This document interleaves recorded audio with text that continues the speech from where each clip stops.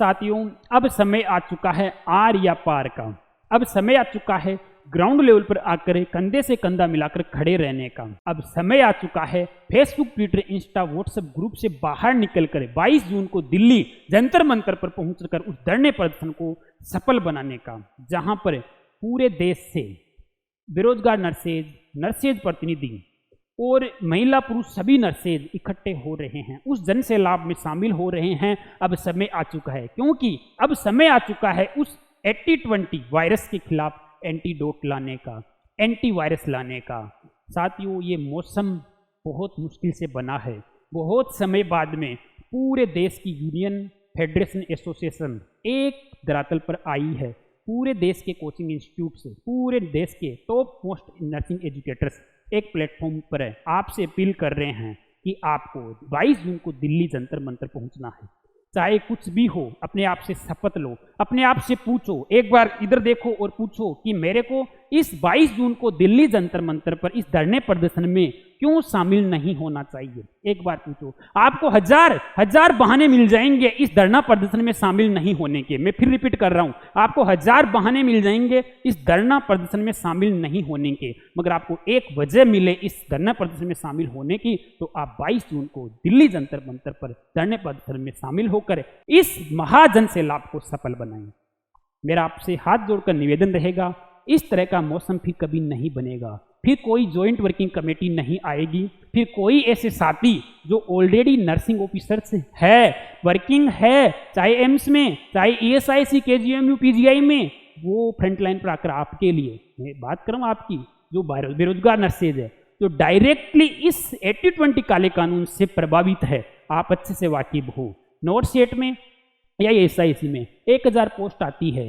पुरुष नर्सेज को जो बच्चे हैं उनको मात्र 200 पोस्ट पर ही फॉर्म अप्लाई करने को मिलता है, उसमें भी रिजर्वेशंस लग जाते हैं। आपके सपने वहीं चकनाचूर हो जाते हैं।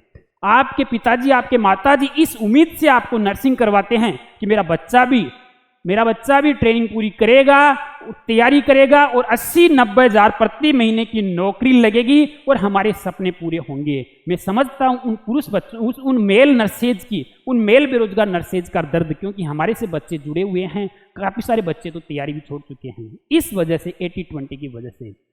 लेकिन फिर से उम्मीद है, और उम्मीद है तो दुनिया कायम है।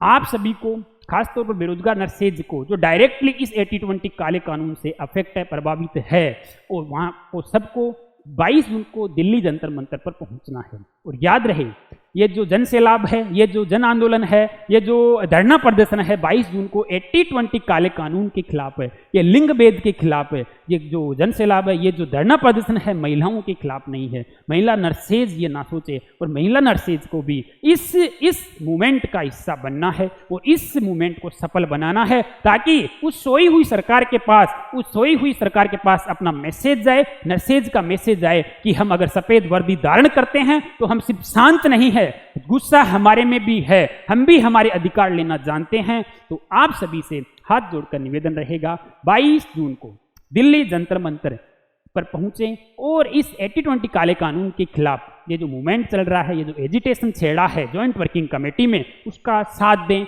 उस एजिटेशन में शामिल होकर इसको सफल बनाएं। याद रखना, अभी नहीं तो कभी नहीं। और ये एक बात और वापिस दोहरा देता हूँ, समाज की लड़ाई में निमंत्रण नहीं भेजा जाता, जिसका जमीर जिंदा है वो खुद ब खुद हिस्सा बन जाते हैं। ये अंतिम मौका हो सकता है 80-20 को रिवॉक करवाने का। फिर ध्यान रखना, अपने आप को बाद में पछताते रह जाओ। तो आप सभी को मेरी तरफ से निवेदन है कि आप 22 जून को जंतर मंतर पहुँचे। मैं भी वहाँ पर पहुँच रहा हूँ मिस नायर नर्सिंग क्लासेज की तरफ से, और जो हमारे स्टूडेंट्स हैं या फिर जो हमारे साथी लोग हैं, वो सभी मेल फीमेल दिल्ली जंतर मंतर 22 जून को पहुंचकर इस धरना प्रदर्शन को सफल बनावे, ताकि अपना सरकार तक ये मैसेज दे सकें कि इस काले कानून से नर्सेज, मेल नर्सेज ही नहीं, पूरा नर्सिंग समुदाय डायरेक्टली अफेक्ट है, इसको रिवोक किया जाए और वापस से पहले से एग्जिस्टिंग रिक्रूटमेंट रूल्स के हिसाब से वापस नर्सिंग भर्तियाँ की जाए। ठीक है, चलो मिलते हैं दिल्ली जंतर मंतर, वहाँ पर मैं भी मिलूंगा और सभी का स्वागत रहेगा।